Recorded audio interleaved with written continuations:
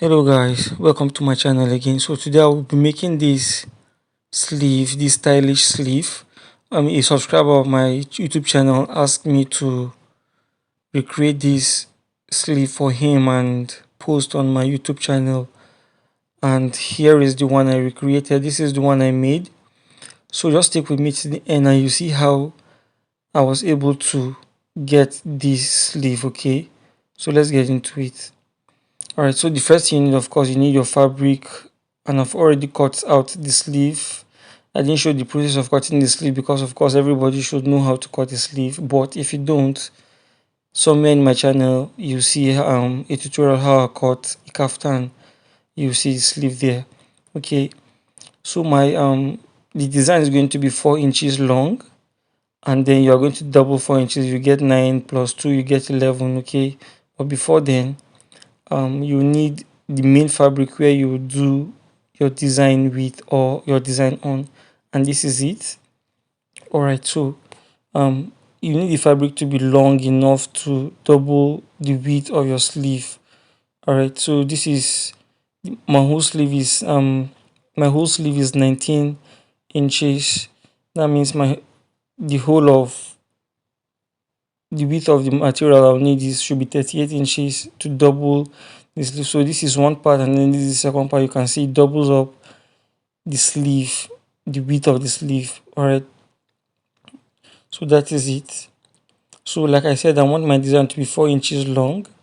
That means I'm going to double 4 inches, which will give me 9. If I that's 4.5 inches. I mean, if you double 4.5 inches, it's going to give you 9. That's 4.5 times 2 should give you 9, and then 9 you are going to add 2 inches to 9, which is going to give you 11. So the width of the fabric should be double of the armhole, and then the height should be double of the height of the fabric, double of the height of the design you want, plus 2 inches. So in my own case it's 11, so I'm going to cut it out like this, and this is what I have to do my design on. Okay, so I'll just fold the top. I'll just fold the top with about 1 inch and just press it, and then I'm going to hem it. I'm going to gum it using my hemming gum like this. That is it. There you go. So I'll just fold it. I'll just fold it like this. You can see. Okay, before folding it, I fold the top and then I'll turn it upside down like that, and also fold the bottom like this. And I'll do the same thing. I'll hem it with hemming gum, and there you go. So I'll just bend it like this, and I'll bend it to the point I wanted. Remember I wanted my design to be 4.5, and that is my 4.5 right there. So I'll just bend it this way, and that is all we have at the end of the day. And at the end of the day, I'm going to have about 1 inch. I didn't fold them equally. You see, this is where I bent with my hemming gum, and the other side too with my hemming gum like this, and then I bent it to give me 4.5, and I should have about 3/4 inches left at the bottom, and this is what we have. And now you have to pay close attention here. You're just going to put your tip like this and mark 1 inch, 1 inch, 1 inch, 1 inch. Just mark 1 inch throughout. All right, so I'll just fast forward the process for the sake of time. I don't want this video to be too long, so I'll just mark 1 inch throughout, even on this place. I'll just turn it to be comfortable. So guys, if you like my tutorials, please, if this is your first time of visiting my channel, please just hit the subscribe button and turn on your notification bell. Thank you. All right, so I'll count 4 of those 1 inch, and from that 1 2 3 for the fourth 1 inch, I'll bend it like this, and I'll push it down backwards, push it backwards, and it will meet the next 1 inch like this.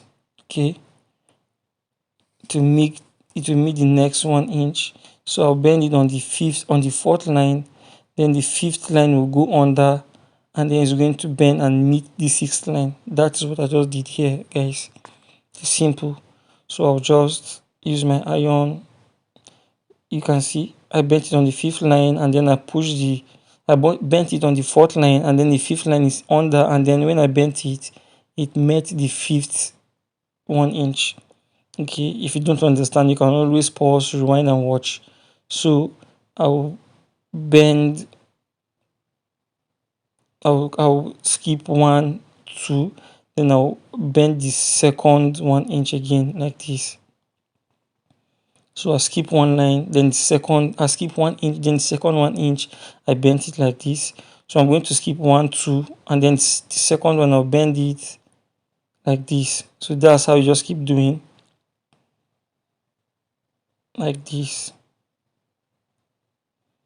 I know this is tricky, but just pay attention. It's not hard. Okay. So after this, I'll jump 1 inch. I'll skip one. Then the second one, like this, I'll bend it. You can see. So if you are bending it towards back down, if you are bending it going inside, going inside or downwards, you skip 1 inch. Then the second one, you bend it. But if you want it, if you are bending it upwards, you're going to skip 1 2, then you bend it inside. So just watch and don't get confused. I know it's quite confusing, but just look at it and understand what I'm doing. And you can always ask a question in the comment section, and I'll always answer you. All right. So the same process, you skip one line, then the second line you bend it like this. That's basically it. So you just keep doing this process over and over again until you get the number of turn up you want. Okay. Once you get the number of turn up you want, then you stop. So that's it. So you do the same thing again. You jump one line, the second line you bend it. So this is it. Sorry, my chalk is not showing so clear. So you can see I jumped one line, the second line I bent it like this. First line you jump one, then second line you bend it. The same thing with this side, you jump one line, the second line you bend it. So at the end of the day, this is what I have. Okay, so I'm just going to measure 1.1, that is 1.1 like this. I'm just going to sew a straight line to hold them together. I'll just go to my machine, do it, and come back to show you the result. So this is it. I just sewed 1.1 inch above like this, and you can see they are held together, and this is how the under looks like. Okay, so this is where it gets interesting. This is where we do the main work. Okay, just pay close attention. So this is 1 2 3 4. This is our main design. So you just catch the top like this and create a box or a what do I call this shape now, like a diamond shape like this. You create it like this, and you use your iron to press it down. Make sure they are closely joined like this. You get. Then you use your iron to press it down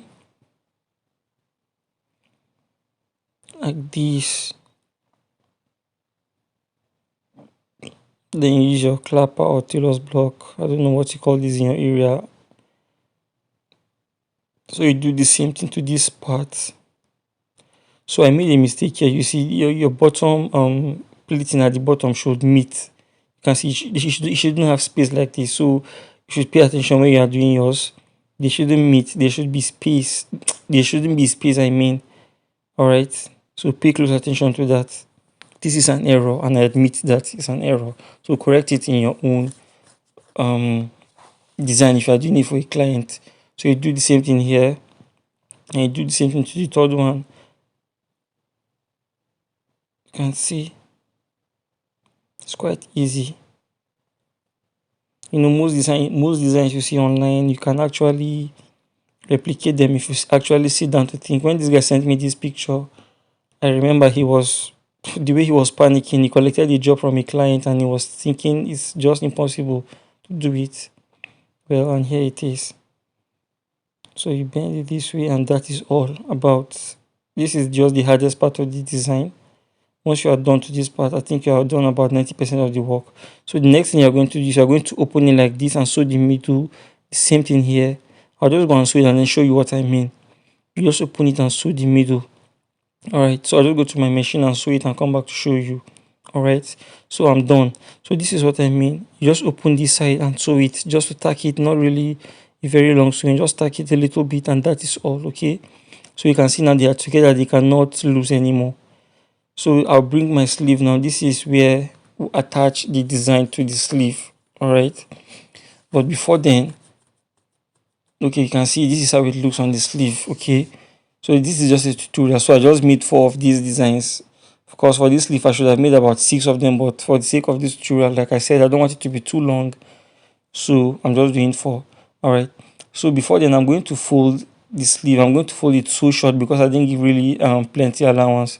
So I'm just going to fold it and put my hemming gum like I did to the main design. Just put my hemming gum on the other back side. So to attach this to the design is the next thing and the final thing to do. Alright, so as you can see, it doesn't get to the end here, and it's not centralized. Like I said, this is just a tutorial, that's why it's like this. In your own case, please make it to get to the end and make the designs enough, and that will bring out the beauty of your sleeve. Okay, now I want to attach it to the sleeve, and that is the next thing to do. So you are going to open it like this and sew a straight line just like we did to the diamond shape. So you just open it like this and sew it. So I'll just go to my machine, do it, and come back to show you the result. And here it is. Okay, so as you can see, I opened it and I made my stitch inside. You can see, and I also made a mistake. Here. You can see the mistake. I mistakenly matched stitched on. The design should be like this and not like this, so please pay attention again and admit that that's a mistake. So don't do that mistake that I did. Okay guys, so that is all about this tutorial. Thank you for watching. Please subscribe if you've not. Have a great day.